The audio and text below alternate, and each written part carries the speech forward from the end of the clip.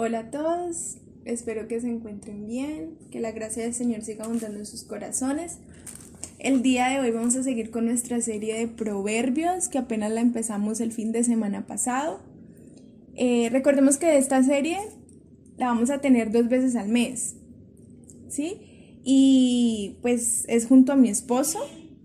El día de hoy vamos a ver el capítulo 2, lo hemos dividido en 4 partes. Para nosotros es un privilegio y un gozo de parte del Señor el poder estar aquí hablándoles a través del Espíritu Santo de lo que el Señor también nos ha dicho en estos versículos. Y vamos a empezar orando. Bueno, Padre Celestial, te damos gracias, Señor, por este día, Padre Santo. Te damos gracias por permitirnos estudiar tu palabra, Señor. Por permitirnos también poder escudriñarla, Señor. Te pido que seas tú guiándonos durante este estudio, Señor. Que seas tú también moldeándonos, Padre Celestial. Y bueno, también te pedimos por las personas que nos puedan estar escuchando, Señor, que seas tú guardándolas, Señor, durante esta situación, Señor. Y bueno, que seas tú también estando aquí presente, Señor. Te damos gracias, Padre amado.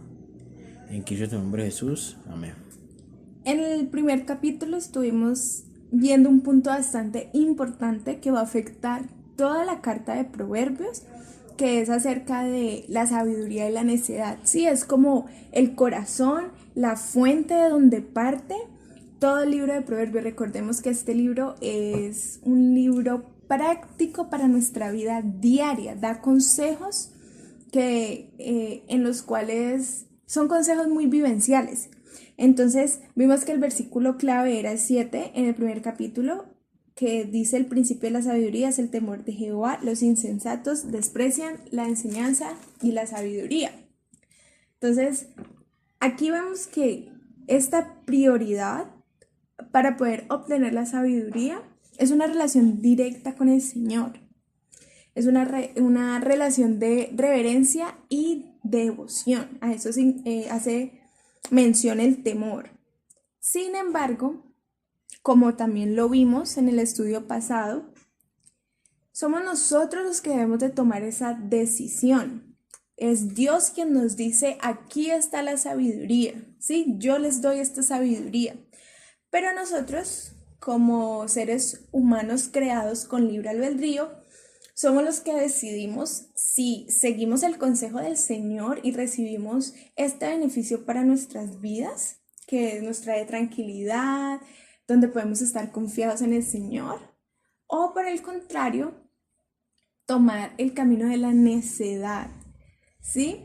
Donde aparentemente, como lo veíamos, aparentemente no hay consecuencias inmediatas por el pecado, por el delito que cometemos, pero a su tiempo trae destrucción. Al principio puede dar placer, puede darnos incluso cosas materiales, pero al final esto no vale nada porque trae destrucción y trae una separación eterna con el Señor.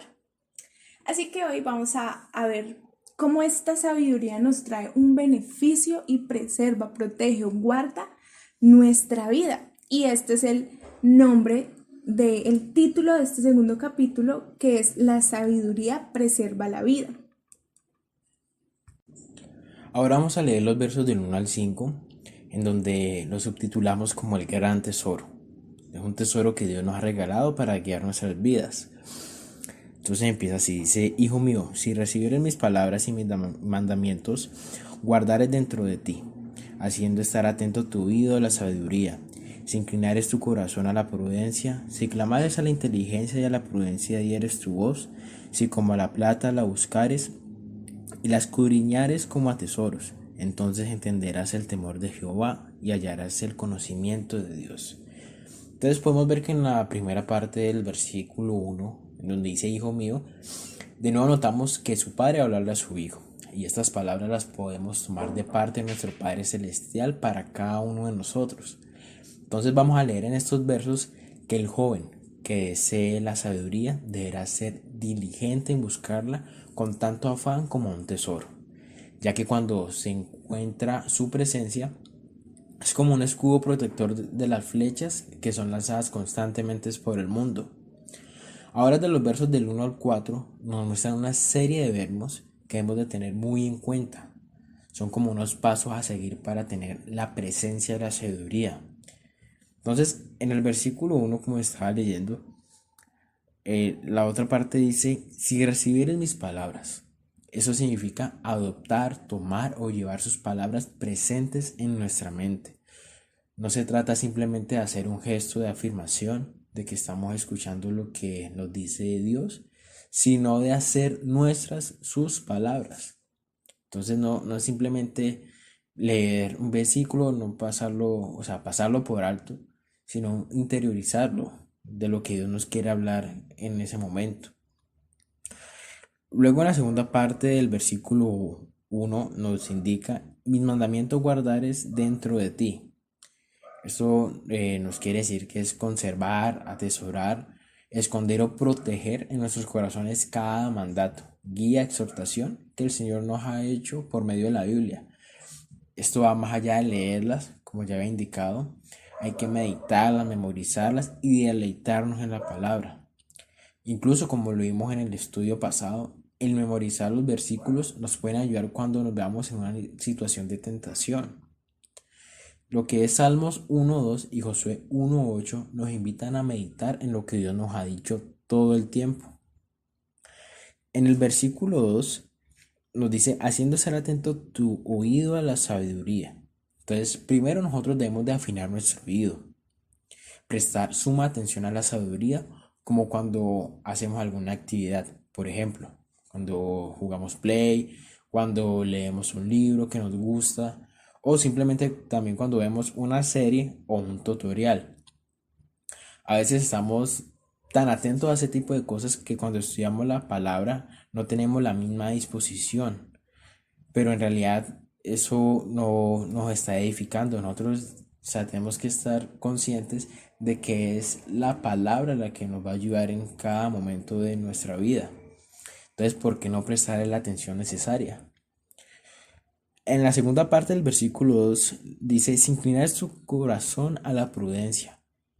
Entonces, inclinar nuestro corazón es persuadir, desviar o adherir nuestro corazón a la prudencia, de nuevo, o a entendimiento.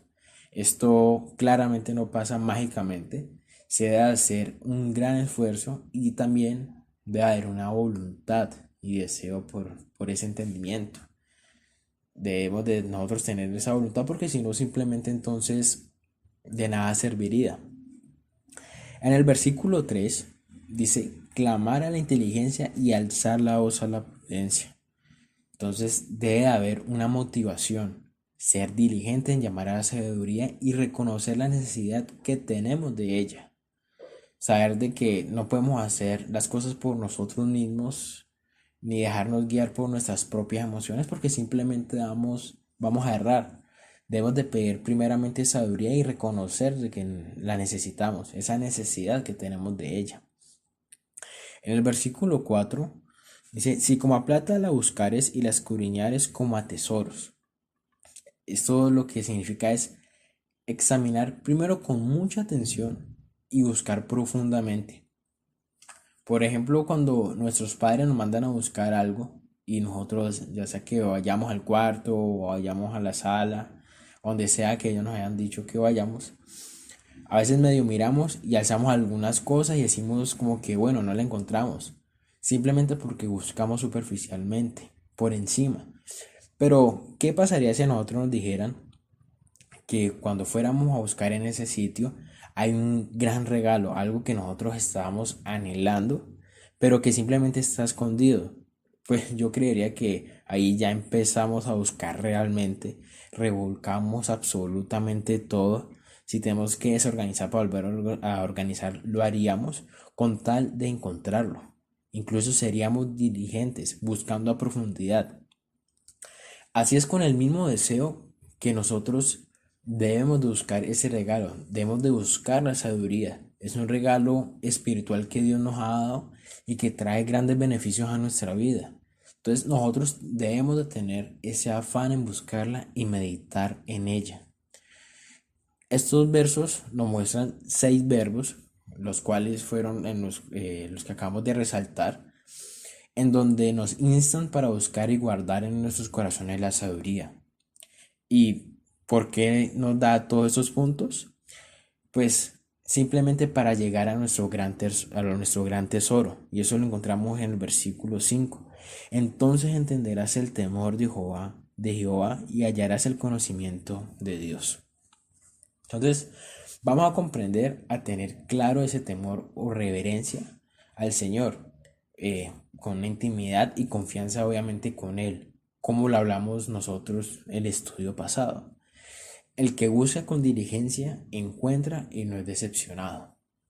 Bueno, y ya viendo este gran tesoro que es la sabiduría y de cómo debemos de buscarlo con diligencia, con afán, sí, como decía mi esposo, el que busca esta sabiduría, jamás Dios lo va a decepcionar.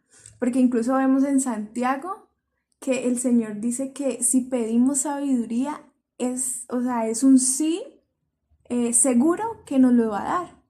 Entonces ahora vamos a ver de los versos 6 al 12 esos beneficios que trae la sabiduría, ¿sí? Porque uno podría decir, bueno, ¿y a mí de qué me sirve la sabiduría que Dios me va a dar?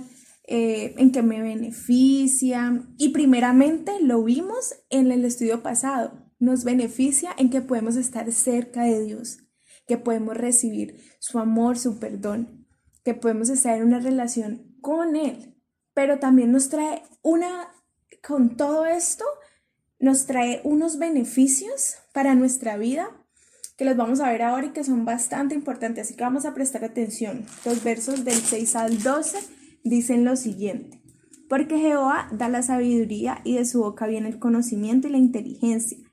Él provee de sana sabiduría a los rectos, es escudo a los que caminan rectamente. Es el que guarda las veredas del juicio y preserva el camino de sus santos. Entonces entenderás justicia, juicio y equidad y todo buen camino. Cuando la sabiduría entrare en tu corazón y la ciencia fuere grata a tu alma, la discreción te guardará y te preservará la inteligencia, para librarte del mal camino de los hombres que hablan perversidades. Entonces el Señor aquí nos enseña a discernir y a pensar rectamente. Recordemos que esta palabra discernir es ver lo que es bueno y saber, mejor dicho, saber lo que es bueno y saber lo que es malo, ¿sí? Y también nos invita a pensar rectamente. Entonces el Señor nos concede todo esto que acabamos de leer, pero recordemos una vez más que nosotros somos los que debemos de pedir la sabiduría a Dios y tener claro que nuestra relación con Él debe ser genuina, ¿sí? Debe ser una relación real, no simplemente por los beneficios. Entonces vamos a empezar viendo los beneficios. Primero, Él provee de sana sabiduría a los rectos, ¿sí? Como lo vimos en Santiago 3:17. Recordemos que dice que esta sabiduría es la sabiduría celestial, porque recordemos que en Santiago nos hacía una comparación, un contraste, perdón, entre lo que era la sabiduría celestial y lo que era la sabiduría del mundo, la carnal. Entonces, esta sabiduría que Dios nos provee es una sabiduría celestial. Entonces, esta sabiduría es pura, es pacífica, es amable, benigna, llena de misericordia y de buenos frutos. Veíamos que que esta sabiduría trae humildad, trae mansedumbre. Entonces, primero, uno de los beneficios es que provee una sana sabiduría que nos va a ser de mucho provecho.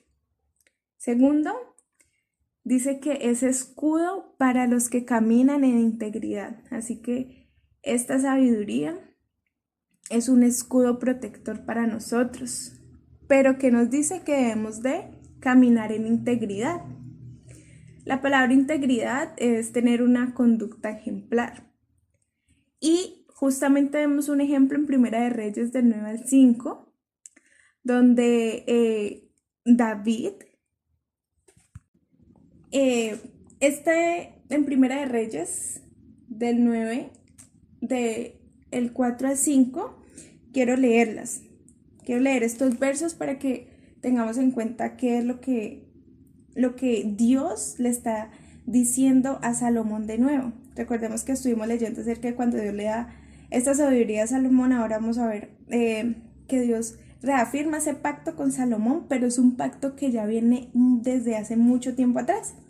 Dice, y si tú anduvieras delante de mí como anduvo David tu padre, en integridad de corazón y en equidad, haciendo todas las cosas que yo te he mandado y guardando mis estatutos y mis decretos, yo afirmaré el trono de tu reino sobre Israel para siempre, como habló a tu padre David, diciendo, no faltará de tu descendencia varón en el trono de Israel. Entonces aquí vemos un claro ejemplo de una conducta ejemplar, que fue el rey David, el padre de Salomón. En ese momento Dios le está respondiendo a Salomón y era la segunda vez que se le aparecía, como les había dicho. Entonces un corazón íntegro tiene mucho que ver con el estado de nuestra relación con Dios, el estado de nuestro corazón, ¿sí? Ya que cuando nosotros estamos, digamos, conectados con el Señor, se puede decir, vamos a buscar agradarle y obedecerle en todo, ¿sí? Cuando tenemos ese fuego por el Señor, cuando tenemos a Dios como nuestro primer amor, siempre vamos a buscar agradarle, ¿sí? Obedecerle, seguir su camino, su voluntad. Entonces dice que a estas personas que andan en integridad, que han sido rectos, Él las va a guardar y va a ser como un escudo protector contra los dardos del enemigo, ¿sí? Otro de los puntos que vemos aquí en estos versículos es que cuida la senda de los justos y protege a los que le son fieles. Entonces, mientras caminemos en rectitud, evitaremos el sufrimiento y el dolor que el pecado puede llegar a causarnos en el sentido de hacer maldad, ¿no? Está hablando en el sentido de que si nosotros actuamos como necios, eso va a traer dolor, va a traer sufrimiento y va a traer consecuencias bastante terribles a nuestras vidas. Pero mientras caminemos en rectitud y no seamos necios sino sabios, vamos a evitar ese sufrimiento, ¿sí? Otro de los puntos es entender justicia, juicio, equidad y todo buen camino. Así que el creyente debe de aprender a escoger la senda correcta. En el versículo 10 dice lo siguiente: cuando la sabiduría entra en tu corazón y la ciencia fuere grata a tu alma. Quiero leerles un comentario de Atkinson que dice lo siguiente, haciendo referencia a este versículo. Pero cuando la sabiduría entra en tu corazón y pasa a formar parte de tu ser moral y pensante, la armonía que se establece entre la obra creada por Dios y el alma humana es algo extraordinario que produce una intensa felicidad, como lo vemos aquí en el versículo 10 al final, que dice que es grato a tu alma, ¿sí? La ciencia, ese conocimiento es grato a nuestra alma, o sea que, como lo dice en este comentario, produce una intensa felicidad, una armonía. Sí, eso es uno de los beneficios de la sabiduría, que podemos estar en armonía. Y el último punto para cerrar esta parte, de esta segunda parte del capítulo 2, es que guarda a los que son discretos y protege el entendimiento. El hijo sabio puede distinguir entre el bien y el mal. Por ejemplo, en Hebreos 5, el 14 al final, dice que el alimento sólido es para los que han alcanzado madurez, para los que por el uso tienen los sentidos ejercitados en el discernimiento del bien y del mal. Así que aquí nos está diciendo que este discernimiento es algo que debemos de ejercitar, ¿sí? De hacerlo constantemente para que se desarrolle, para que tengamos un discernimiento entre lo que está bien y lo que está mal. Entonces, entre ellas vemos las malas compañías.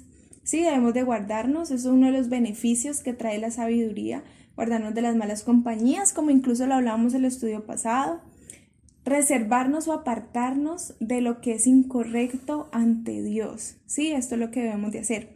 Así que aquí concluimos uno de los puntos, grandes puntos, que nos habla acerca de estos beneficios y podemos seguir meditando en ellos, sí, cuáles son los beneficios que nos puede traer esta sabiduría, además de poder tener una relación con el Señor. Ahora vamos a pasar al tercer gran punto que son los versos del 12 al 19. Entonces, como se ha visto mi esposa ya en estos versos del 12 al 19, ya vamos a ver de lo que nos libra la sabiduría. Entonces, el versículo 12 del capítulo 2 de Proverbios nos dice lo siguiente: para librarte del mal camino de los hombres que hablan perversidades, que dejan los caminos derechos para andar por sendas tenebrosas, que se alegran haciendo el mal, que se huelgan en las perversidades del vicio, cuyas veredas son torcidas y torcidos sus caminos. Será librado de la mujer extraña, de la ajena que halaga con sus palabras, la cual abandona al compañero de su juventud y se olvida del pacto de su Dios, por lo cual su casa está inclinada a la muerte y sus veredas hacia los muertos. Todos los que a ella se lleguen no volverán, ni seguirán otra vez los senderos de la vida. Entonces, lo primero que vemos de lo que nos libra es en el versículo 12, ahí nos indica, nos libra del hombre que hablan cosas perversas. Entonces, con eso es decir que pues de jóvenes que tuercen la verdad y solo hablan en pos de su conveniencia, siendo unos mentirosos, siendo manipuladores. Entonces, en contraste, el joven sabio es aquel que de su boca no salen palabras corrompidas, sino palabras que simplemente edifiquen, como dice Efesios 4:29, perdón, que dice lo siguiente: ninguna palabra corrompida salga de vuestra boca, sino la que sea buena para la necesaria edificación, a fin de dar gracia a los oyentes. Entonces, nosotros como creyentes, primero no debemos de cuidar de nuestras palabras, no solamente para que lo que salga de nuestra boca edifique, como el versículo que acabamos de leer, sino también como testimonio. De nada nos sirve nosotros congregarnos, decir que creemos en Dios, estar en varios ministerios, cuando en realidad lo que decimos, lo que sale de nuestra boca no edifica, sino que destruye totalmente. De lo que nos libra también la sabiduría es que es de los que van por caminos tenebrosos. También nos libra de los hombres que se deleitan en hacer lo malo y se regocija en la perversidad del mal. Y es curioso porque acá nos dicen que se deleitan. Entonces, imaginen cómo está el corazón de esas personas que se están deleitando incluso del mal ajeno, del daño que le hacen a la otra persona. Debe haber tanto daño en su corazón, debe haber incluso esos caminos por los que están andando son totalmente tenebrosos, oscuros, porque primero no tienen temor hacia Dios y segundo creen que lo que están haciendo es bien, y el enemigo aún así los engaña y los envuelve pensando que esa es su propia verdad. En los versos del 16 al 19 nos dice: nos libra de la mujer extraña. Entonces, aquí la mujer extraña hace referencia a una mujer fácil, una mujer que no tiene convicciones firmes, adúltera y que ha olvidado su pacto con Dios. Entonces, recordamos que adúltera es una mujer que ya está casada y que delante de Dios hizo un pacto con esa persona, pero pues que lo está engañando. Entonces, sus tácticas de esta mujer es acercarse al joven ingenuo, seducirlo, endulzar su oído, y esas palabras tienen el poder de convencer y ofrecer un amor que primero es pasajero y que segundo lo que está buscando es apartarlo del camino correcto. Incluso podemos ver un ejemplo claro como es el de Sansón, el cual se dejó llevar, incluso no tenía quizás también una base firme en ese momento, y lo que hizo fue meterse con una mujer que no tenía sus propias convicciones, que es lo que nosotros conocemos también como el yugo desigual, y simplemente se dejó llevar por sus emociones. Entonces, esa lamentablemente es una realidad en este mundo, muchachos.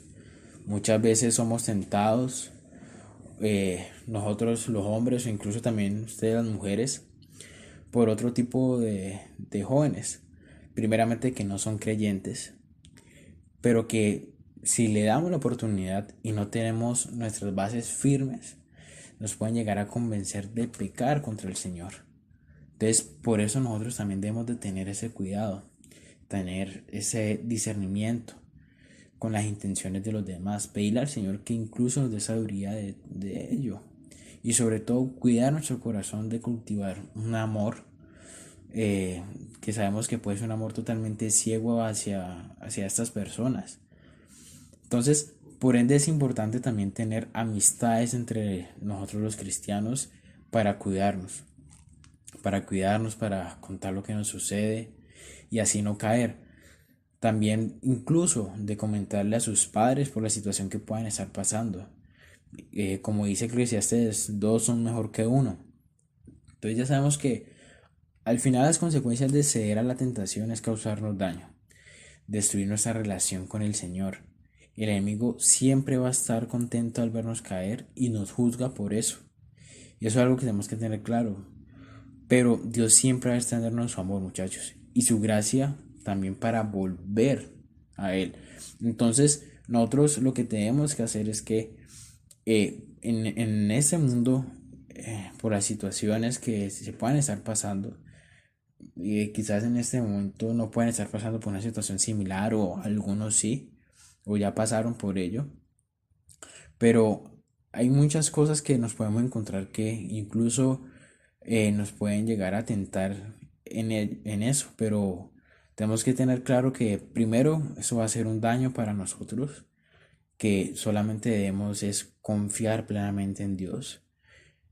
No hay que rogar amor, por decirlo de esa manera, a otra persona cuando Dios nos está brindando su amor, que es totalmente perfecto. Y yo creo que si nosotros tenemos eso claro, si tenemos nuestras convicciones claras, y si claramente estudiamos también la palabra, eso nos va a ayudar bastante cuando llegue ese tipo de situaciones. No hay amor tan perfecto, muchachos, como el amor de Dios. Incluso que otra persona nos pueda decir que su amor es totalmente gigantesco. Me refiero a una persona X, por decirlo, que ustedes puedan apenas haber conocido, que les endulce el oído como que, no, sí, ustedes, mira que están haciendo esto bien, o no sé por qué te está pasando eso, pero bueno, en fin y al cabo está haciendo las cosas con doble intención, y es pedirle al Señor eso, de cuidar sus corazones, que es lo más importante. Y yo quiero hacer énfasis en la lujuria, ¿sí? Y esto es un punto bastante importante porque incluso nosotros creyendo que estamos firmes en el Señor, nos puede pasar si no tenemos unas convicciones firmes y no estamos aferrados al Señor. ¿Por qué? Porque muchas veces, y seguramente en sus vidas, chicos y chicas, van a llegar hombres y mujeres que van a querer apartarlos de su pacto con Dios. Y aquí quizás se refiere a esta mujer como una mujer que deshonra su matrimonio, pero hay que tener mucho cuidado nosotros porque ustedes no están casados, pero tienen que tener mucho cuidado de dejar su pacto con el Señor, ¿sí? La lujuria es algo que llega a nuestros corazones y nos mata en el sentido eterno, ¿sí? La lujuria llega para ofrecernos placer a través de estos hombres y mujeres que no conocen de Dios o que se hacen llamar cristianos y llegan con estas tácticas de seducción y al final lo único que quieren es deshacer nuestro pacto con Dios.